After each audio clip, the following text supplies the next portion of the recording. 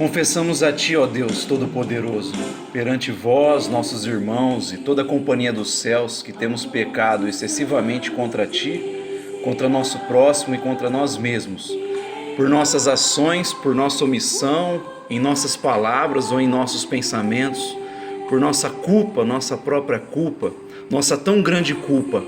Rogamos-te, ó Deus, que nos conceda verdadeiro arrependimento e por amor do Teu Filho, nosso Senhor Jesus Cristo, perdoa-nos os pecados e dá-nos a graça de Te servirmos com alegria, para a honra e glória do Teu santo nome.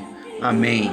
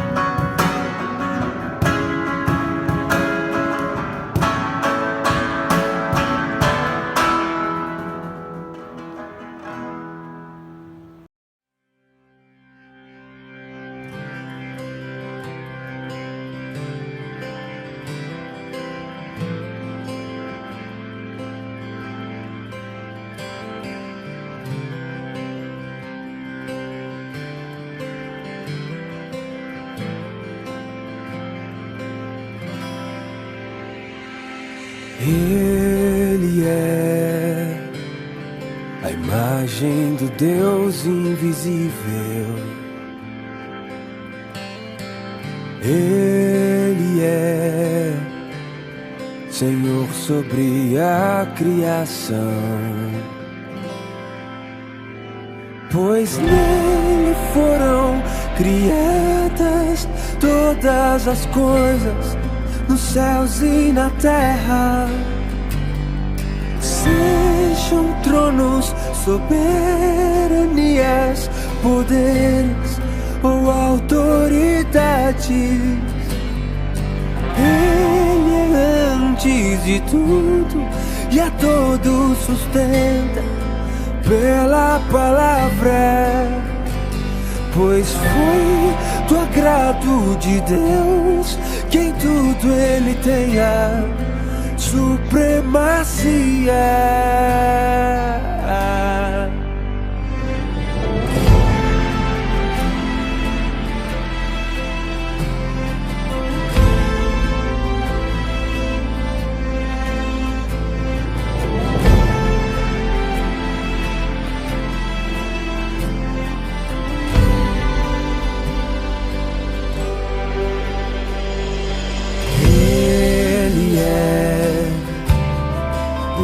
Esplendor da glória do Pai,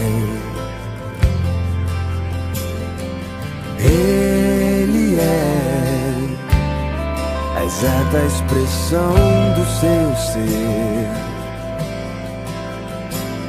pois nele foram criadas todas as coisas nos céus e na terra, sejam tronos, soberanias, poderes ou autoridades.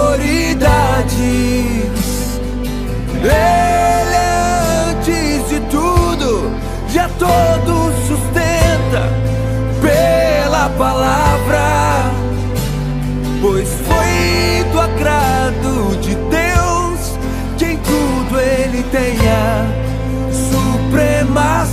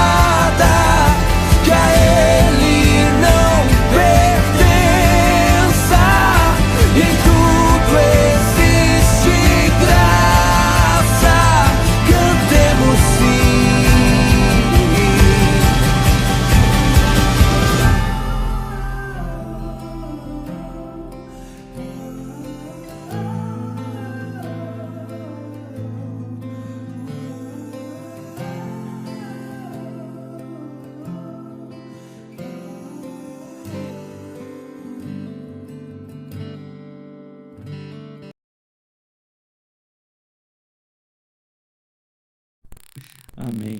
Irmãos, gostaria de convidá-los a abrirem suas Bíblias. Primeiro, em 2 Coríntios, capítulo 5.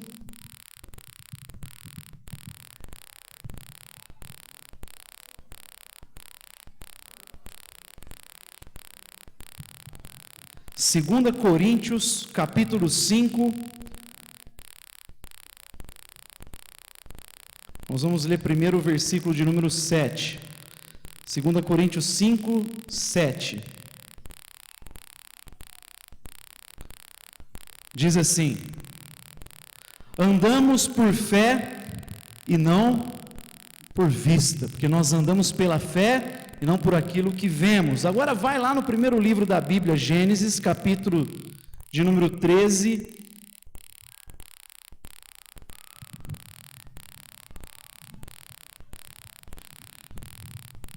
Gênesis 13, versículo 11 diz assim: então Ló escolheu para si toda a campina do Jordão e partiu para o oriente, assim se apartaram um do outro.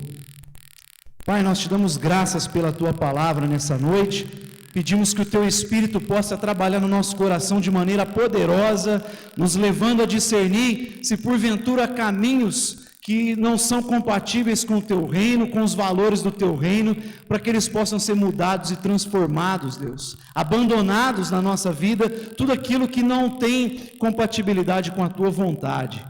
Que o Senhor direcione esse momento para o louvor e glória do teu santo nome. Amém. Amém, irmãos. Søren Kierkegaard, que é um filósofo dinamarquês cristão, ele dizia que o ser humano, ele vive pelo menos em 3 estágios na vida. Ele falava que o primeiro estágio era o estágio estético. Nós já nascemos nesse estágio.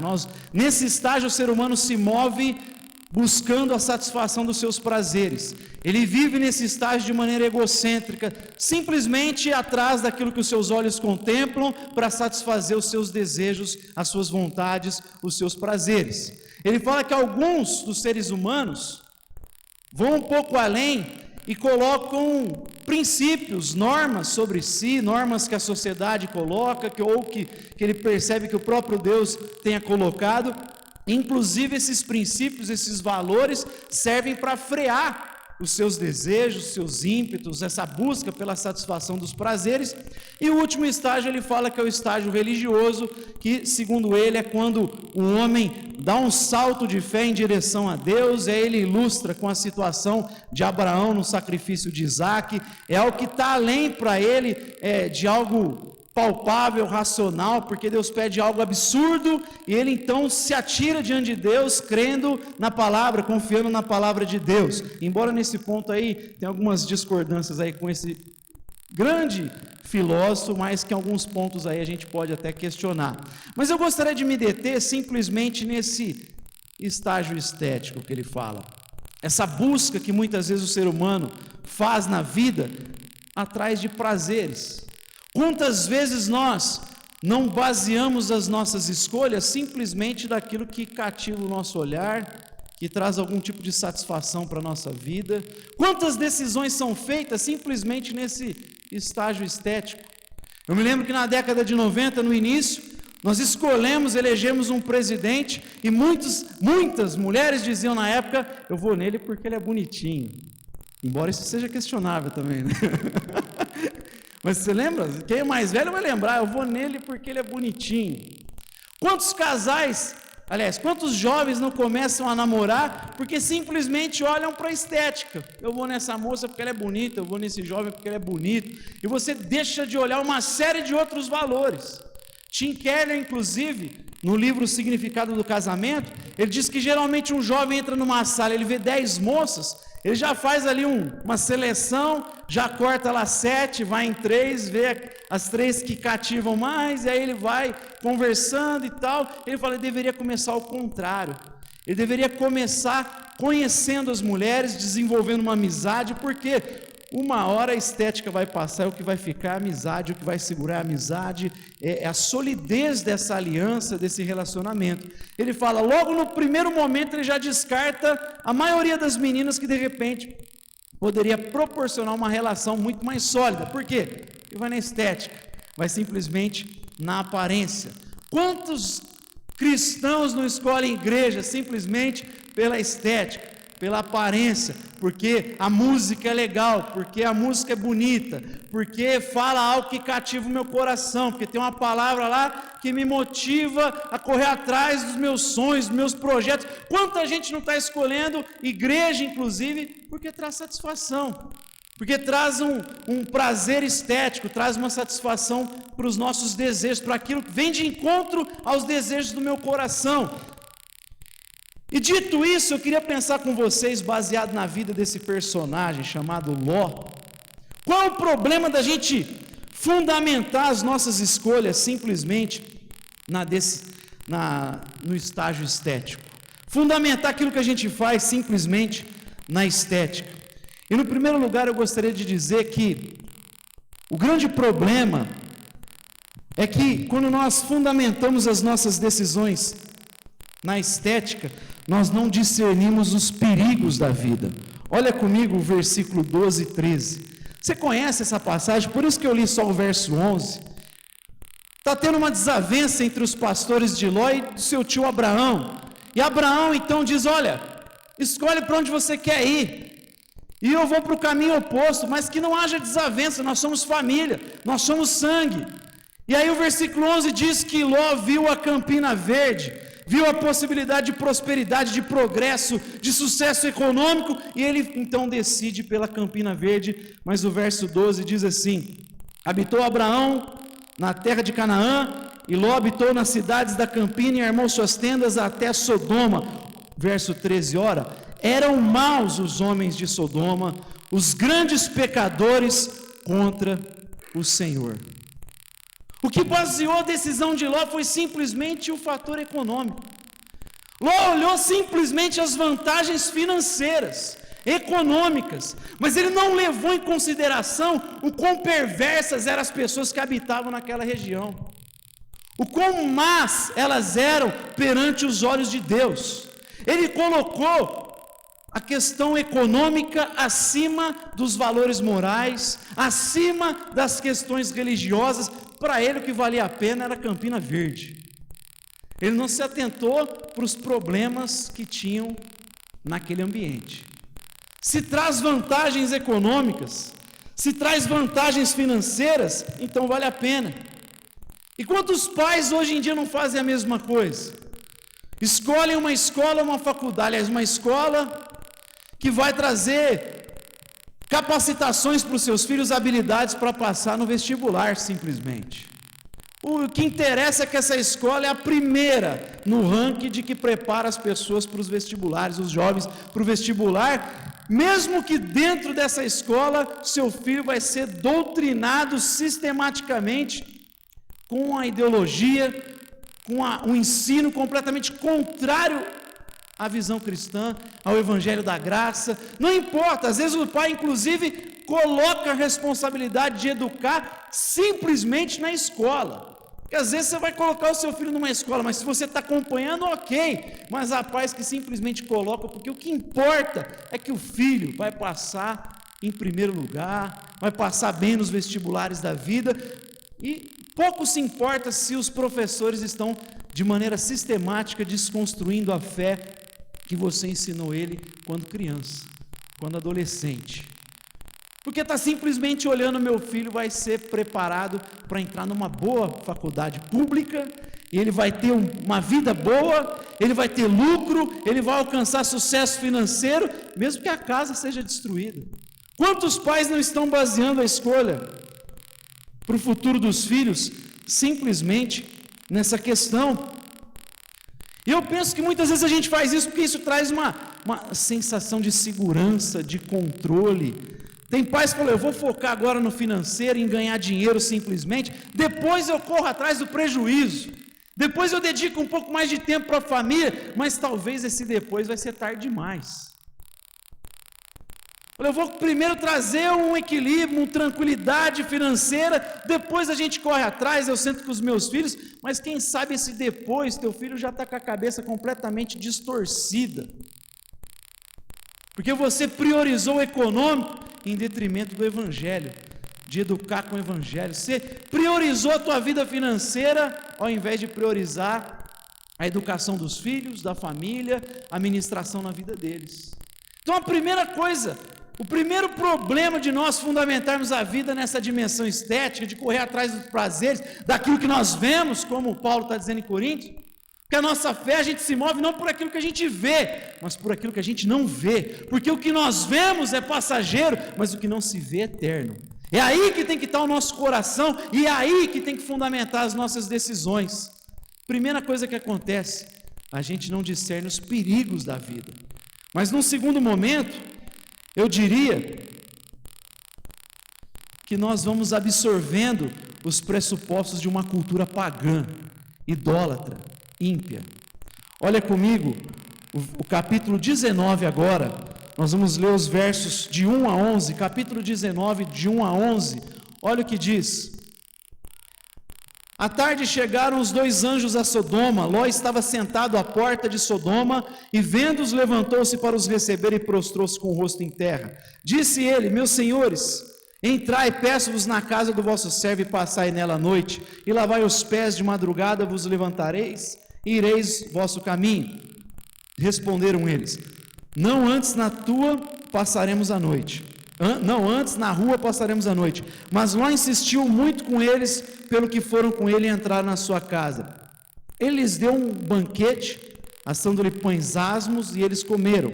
Entretanto, antes que se deitassem, os homens daquela cidade cercaram a casa. Os homens de Sodoma, desde o moço até o velho, todo o povo de todos os lados, chamaram a Ló e lhe perguntaram: onde estão os homens que entraram esta noite na tua casa? Traze-os cá fora a nós, para que os conheçamos. Então Ló saiu-lhes à porta, fechando atrás de si, disse: meus irmãos, rogo-vos que não façais mal. Estavam querendo ter relações sexuais com esses homens. Então Ló saiu à porta, fechando-lhes atrás, disse: meus homens, rogo, não façais mal. Versículo 8: tenho 2 filhas virgens, e vou-las trareis para fora, e lhes fareis como bem vos parecer. Somente nada façais a estes homens, pois se acham sob a proteção de meu teto. Só vou ler até aqui.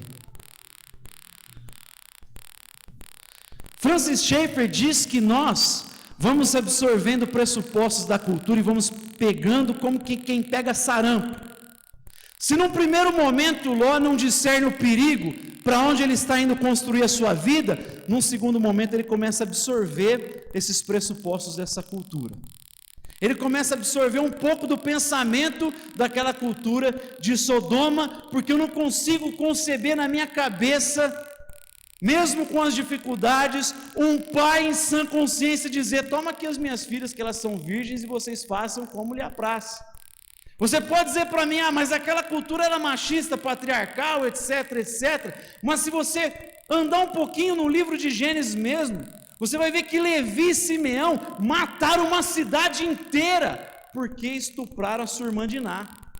O contexto era o mesmo, patriarcal, e eles mataram uma cidade inteira, foram bem, planejaram o negócio. Vocês precisam se circuncidar, e o texto diz que no terceiro dia, quando a dor era mais intensa, os 2 irmãos invadiram aquela cidade e mataram todos aqueles homens. Se mexer com a filha do Levi, ele vai lá juntar com o Simeão. Então não tem a ver com cultura patriarcal. Para mim, eu não consigo conceber um pai que não tem coragem de confrontar aquela realidade, aquela cultura pagã. Toma aqui as minhas filhas, faça o que bem e aprove, que lhe apraz, faça com ela, mas não faça com esses homens, faça com as minhas filhas virgens, com as 2. Um bando de homem na sua porta: tô aqui as minhas filhas. Muitas vezes a gente não entende o estágio que a igreja chega ou que a sociedade chega, porque não vai percebendo esse problema.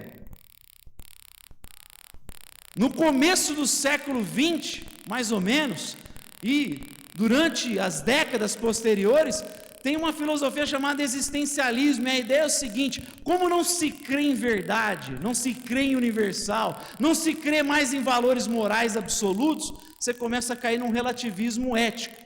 E aí um dos grandes professores dessa corrente, Jean-Paul Sartre, ele vai dizer assim: já que tudo é absurdo, que não tem racionalidade, que não tem essa verdade, você precisa dar um sentido para a sua existência.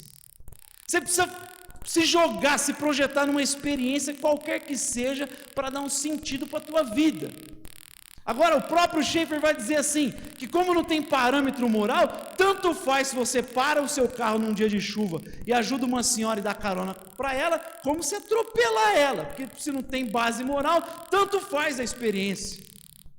É um salto irracional, você tem que dar um sentido, um significado para a tua vida.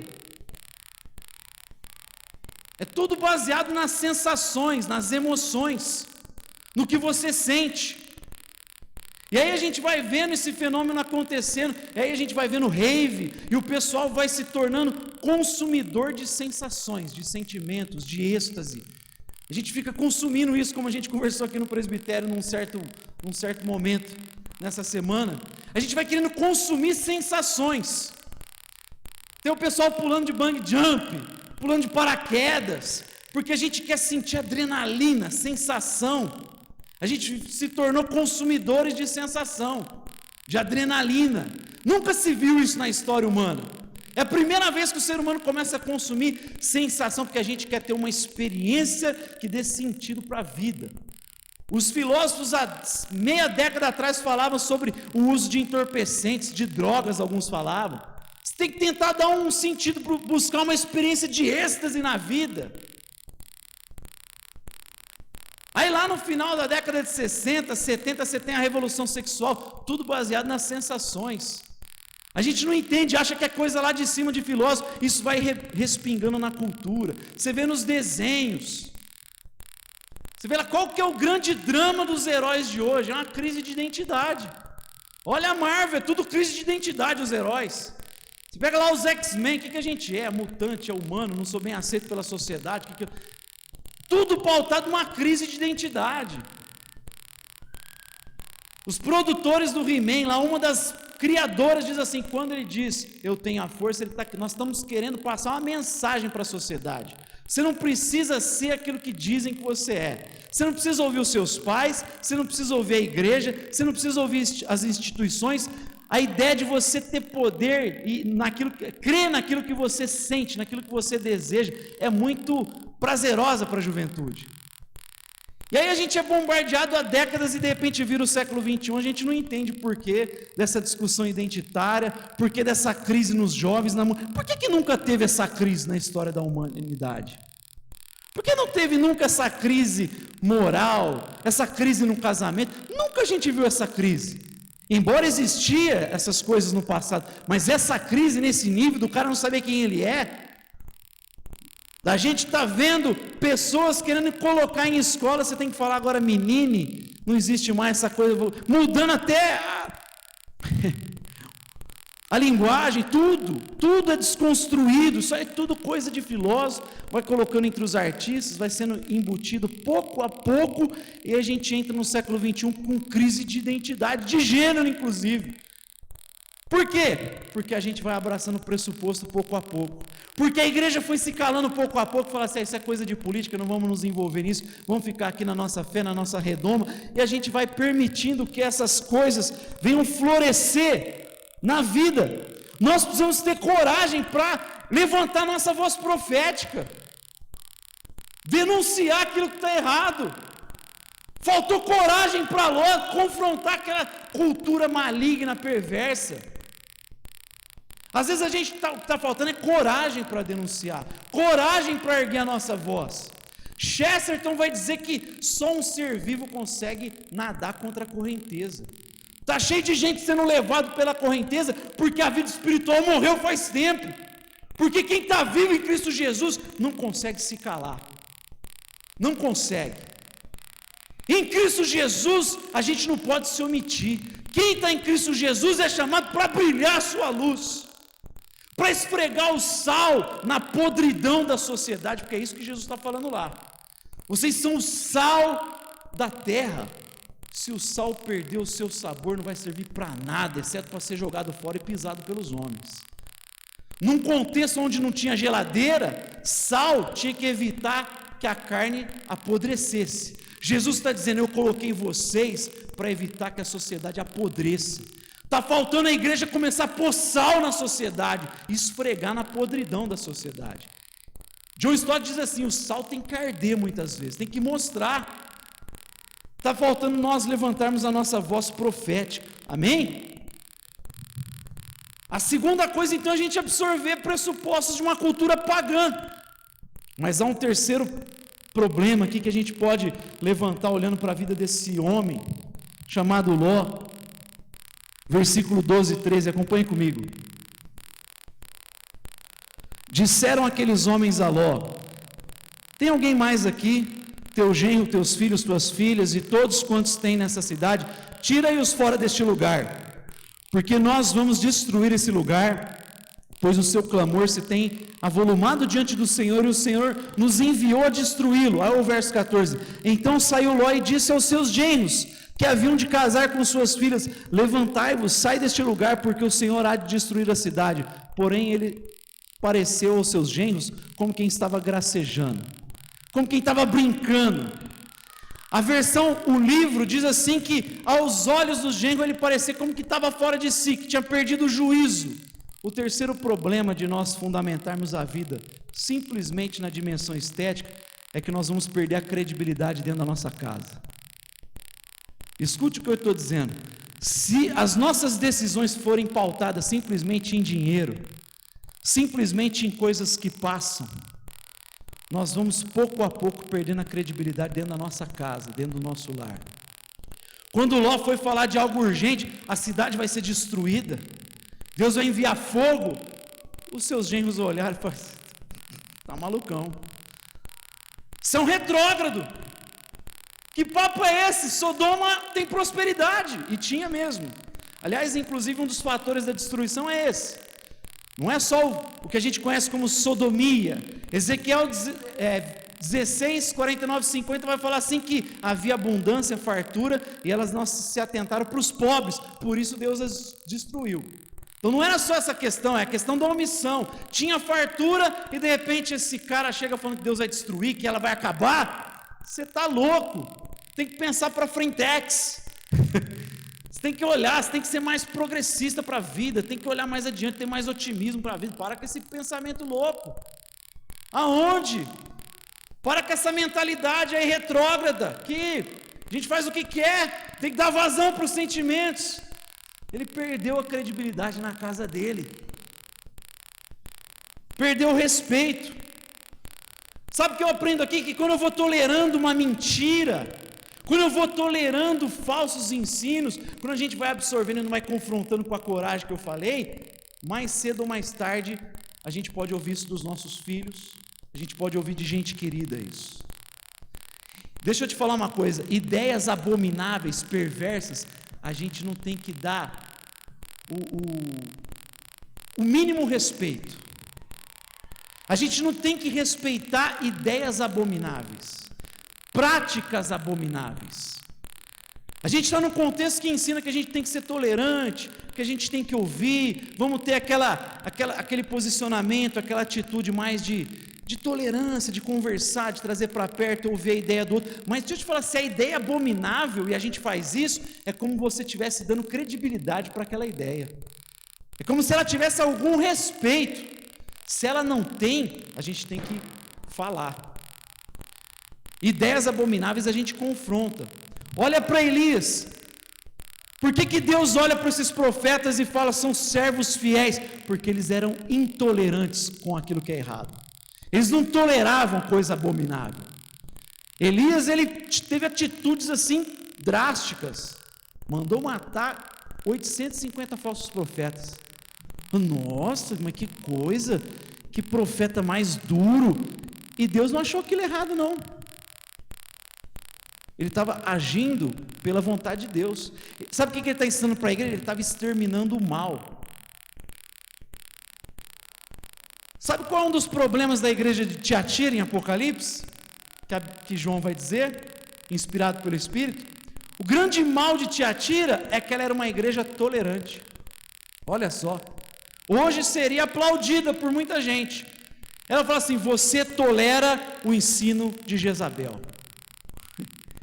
O pecado dela é ser tolerante. Nem sempre a gente tem que ser tolerante. Quando ensina de Jezabel, a Bíblia fala: você tem que ser intolerante. Você tem que levantar sua voz profética. Eu vejo isso, a sociedade entende isso. Há um tempo atrás tentaram cancelar um cara porque ele falou uma coisa e até distorceram sobre o nazismo. Porque o nazismo é óbvio, um negócio abominável.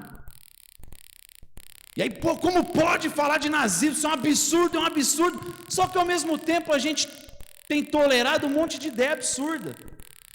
Jordan Peterson, que é um pensador que nem cristão é, ele fala a mesma coisa. Ele fala: se eu viesse falar de um neonazismo, vamos dar uma limpada naquelas ideias, mas vamos pegar um pouco de coisa boa e implantar um neonazismo, eu ia ser preso se eu falasse isso. Por que a gente não trata outras coisas desse jeito? Por exemplo, ideias marxistas que sempre quando foram implementadas geraram um caos maior do que o próprio nazismo. Sempre geraram muito mais sangue do que o nazismo. Ele diz no texto dele: a gente tinha que ser intolerante do mesmo jeito, não tinha que admitir um negócio desse. Tinha que ser inadmissível qualquer possibilidade de flertar com esse negócio doido, com essas ideias malucas, que sempre geraram genocídio. É só acompanhar a história. É que tem um monte de gente que distorce a história, mas se a gente for olhar a história, o que eu aprendo? A gente não pode tolerar ideologias, ideias abomináveis na igreja e nem na sociedade, porque a igreja é chamada para ser voz profética. Se a gente não for voz profética hoje no Brasil, quem é que vai ser? Quem é que vai ser voz profética? Se a igreja não levantar e começar a ter uma atitude de coragem e parar de seguir a correnteza pós-moderna, temos que ser tolerante, para frentex, temos que sentar do lado. Sentar do lado para ouvir ideia abominável? De jeito nenhum. A gente já tem que jogar a luz e falar, isso aí é uma abominação, uma perversidade. Eu nunca vou apoiar essa porcaria, isso é um lixo. A gente tem que tentar convencer, persuadir, mas ideia abominável a gente tem que ter uma voz de confronto. Faltou isso. Ló foi perdendo a credibilidade dentro da sua casa. Mas, num quarto lugar, a gente aprende que as nossas relações se tornam frágeis. A relação conjugal, o matrimônio se tornou frágil. Olha aqui comigo o verso de número 15, 17. Ao amanhecer, os anjos apertaram com Ló, dizendo: levanta-te, toma tua mulher e as tuas 2 filhas que aqui estão, para que não pereças na injustiça dessa cidade. Ele, porém, demorava-se. Aqueles homens lhe pegaram pela mão de sua mulher e pela mão de suas 2 filhas, sendo-lhe misericordioso o Senhor, e o tiraram e o puseram fora da cidade. Havendo-o tirado fora, disse um deles: escapa-te, salva a tua vida, não olhes para trás, nem te detenhas em toda essa planície, escapa-te para os montes, para que não pereças. Vai comigo no verso 24. Então o Senhor fez chover enxofre e fogo sobre Sodoma e Gomorra, do Senhor desde o céu. Subverteu, pois, aquela cidade, toda aquela planície e todos os moradores daquela cidade e os que nascia na terra. Verso 26, e a mulher de Ló olhou para trás e foi transformada numa estátua de sal. A ordem do anjo foi clara: vai embora, nem olha para trás, vai, salva a tua vida. Mas o texto diz que ela parou e olhou para trás. Provavelmente porque não tinha se desprendido de muitas coisas daquela cultura. Provavelmente porque tinha muita coisa daquela cultura ainda arraigada no seu coração, encontrou espaço na sua alma. Ela ainda estava presa naquela cultura, não queria abandonar, ainda estava lá querendo olhar, e imediatamente se tornou numa estátua de sal, ficou imobilizada. Relações frágeis. O fundamento não era a palavra de Deus daquela relação. Se o fundamento do nosso casamento não for a palavra de Deus, se a relação do Deus triuno e principalmente a relação do Filho com a igreja não for a nossa base, o nosso parâmetro, o nosso orientador, os nossos casamentos vão se tornar muito frágeis. A gente não vai resistir às pressões, às dificuldades. Se o sacrifício de Cristo pela igreja não for o nosso referencial, a gente não aguenta a pressão da vida. A gente não aguenta as dificuldades da caminhada nesse mundo caído. Se isso não for o nosso fundamento, nós estamos perdidos, meus irmãos. Nós falamos muito aqui sobre a mesa, o papel da mesa nas nossas relações, sejam elas conjugais, familiares e aqui como igreja. Mas eu te digo que se os ensinos e as verdades para os quais os elementos da mesa não orientarem a relação, não adianta sentar na mesa. O que torna a nossa mesa relevante é a verdade para a qual os elementos apontam. Porque sentar e ter comunhão, meus irmãos, tem um boteco aqui, ó, um quarteirão, tem comunhão toda semana ali naquele boteco. Pessoal, o que é comunhão? Ter algo em comum. O pessoal tem um monte de coisa em comum lá. Eles sentam para ver jogo junto, eles gostam de torresmo, gostam de cerveja, sei lá o que mais, deve ter pinga. Tem um monte de coisa que eles compartilham lá em comum. Mas isso não é igreja. O que fundamenta a relação deles é outra coisa. O que fundamenta a nossa é isso aqui, é o evangelho da graça de Deus. Se não for o evangelho, não adianta a gente sentar na mesa. O que faz a nossa relação ser sólida não é simplesmente sentar na mesa, é ter o evangelho como fator norteador da nossa vida. Se é o evangelho, a gente se confronta em amor. Se é o evangelho, a gente tem paciência para que o outro assimile o tempo de Deus na vida dele. Isso, a gente tem que falar a verdade, mas em amor, esperando o tempo de cada um, de aceitar, de assimilar algumas coisas. Mas o evangelho tem que ser parâmetro. O evangelho faz a gente sentar na mesa e olhar um no olho do outro para falar o que tem que falar muitas vezes.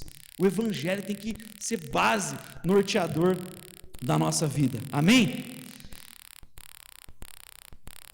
E por fim, meus irmãos, se a gente pautar nessa dimensão estética, simplesmente atrás de prazer, aquilo que cativa o nosso olhar, E a Bíblia vai dizer que os nossos olhos, eles são insaciáveis. O homem verde está sempre querendo mais, ele quer mais. Se isso for o parâmetro da nossa vida, você pode ter certeza que a desgraça vai chegar na nossa casa. Você pode ter certeza que a vergonha vai chegar na nossa vida. Olha comigo o último texto, no próprio capítulo 19, versos 30 a 38. Bom, 19, 30 até o 38.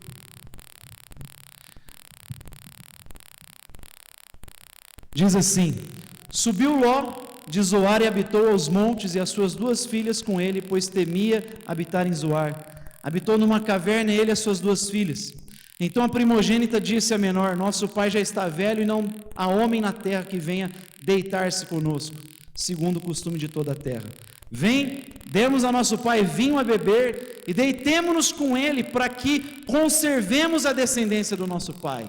Deram, pois, a seu pai vinho a beber naquela noite, e veio a primogênita e deitou-se com seu pai. Não sentiu ele quando ela se deitou, nem quando se levantou. No dia seguinte disse a primogênita menor: Eu ontem à noite me deitei com meu pai, demos vinho a beber também essa noite. Então entra tu, deita com ele, para que conservemos a descendência do nosso pai. Deram, pois, a seu pai vinho a beber naquela noite, e a menor foi e se deitou-se com ele. De novo saiu ele quando ela se deitou, não notou quando ela se deitou, nem quando se levantou. Assim as 2 filhas de Ló conceberam do próprio pai. A primogênita deu à luz um filho, a quem chamou de Moabe. Este é o pai dos moabitas de hoje. A menor também deu à luz um filho, a quem chamou de Ben-Ami. Este é o pai dos amonitas até hoje. Uma decisão errada. Vou construir a minha vida e a vida da minha família, porque a Campina é verde. Porque ali eu vou ter possibilidade de dar sustento para o meu rebanho, e ali eu posso prosperar financeiramente, economicamente, tem tudo para progredir e dar certo.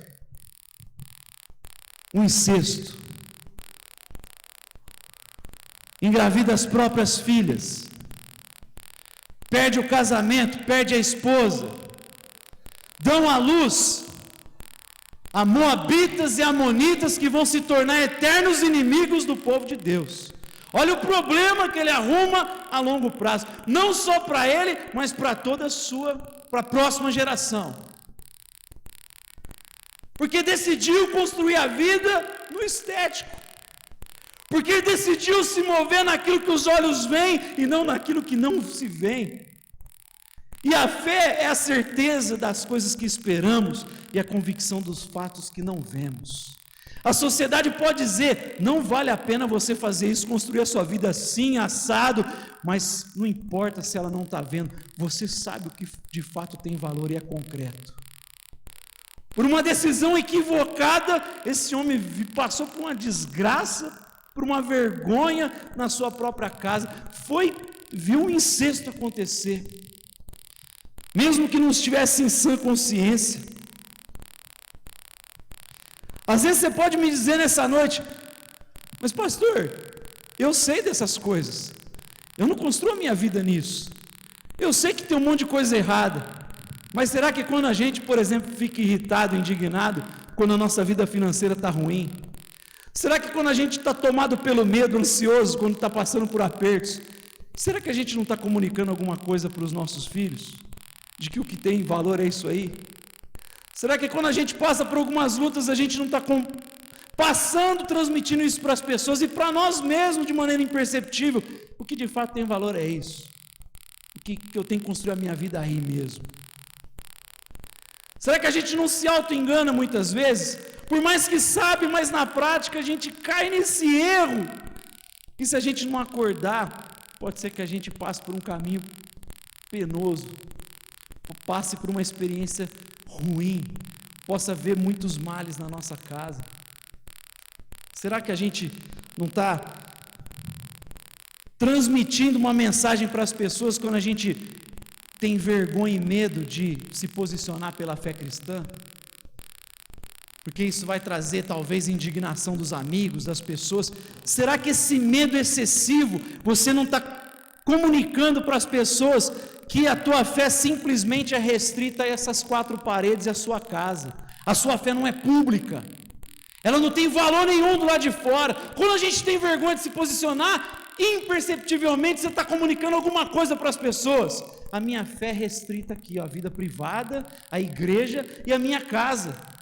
Se a gente não tem a coragem para falar do lado de fora, você está falando para as pessoas: a minha fé não é pública. Ela não é pública, ela não tem valor nenhum do lado de fora. Pode achar que não, mas a gente está comunicando isso para as pessoas. Eu queria encerrar dando uma lição de casa para cada um de nós. Se você é desses que foi aprisionado por um medo excessivo, não quer se posicionar mais, eu não quero, não evito. Só se for esse o seu caso, você está totalmente tomado pelo medo de ser, de repente, mal visto, mal interpretado. Se você já é treteiro de natureza, não serve para você essa lição de casa. Faça um exercício, se posicione em relação à fé. Se posicione em relação à sua fé. Uma conversa, seja na rede social, seja onde for, se posicione. Se é o caso de você vencer um medo, uma barreira, se posicione. Outra lição de casa: vamos sentar nessa semana com a família e perceber se de repente a gente não está absorvendo alguns pressupostos dessa geração, dessa cultura caída. De repente a gente se sentar, assistir um filme, perceber pressupostos ali e falar: está vendo isso aqui? Por que isso aqui é errado? Deixa eu te mostrar. E você mostrar para os seus filhos por que aqueles pressupostos são errados. Você não precisa nem pensar muito na Netflix, você vai achar assim, ó, a rodo o negócio. O que mais tem é pressuposto equivocado. Eu nem sou daqueles que falam: não lê, não assiste. Não, a gente tem que orientar. Olha, isso aqui está querendo ensinar isso de maneira sutil. Senta, faça esse exercício e ore pelos seus filhos, ministre na vida deles, ministre no casamento. Amém? Vamos ter uma palavra de oração. Te damos graças, Pai, pela Tua santa palavra que orienta a nossa vida. Hoje nós temos o privilégio de, como igreja, nos alegrarmos por uma nova membra que vai fazer parte dessa família, que ainda não tem consciência de tudo o que está acontecendo aqui, mas um dia terá.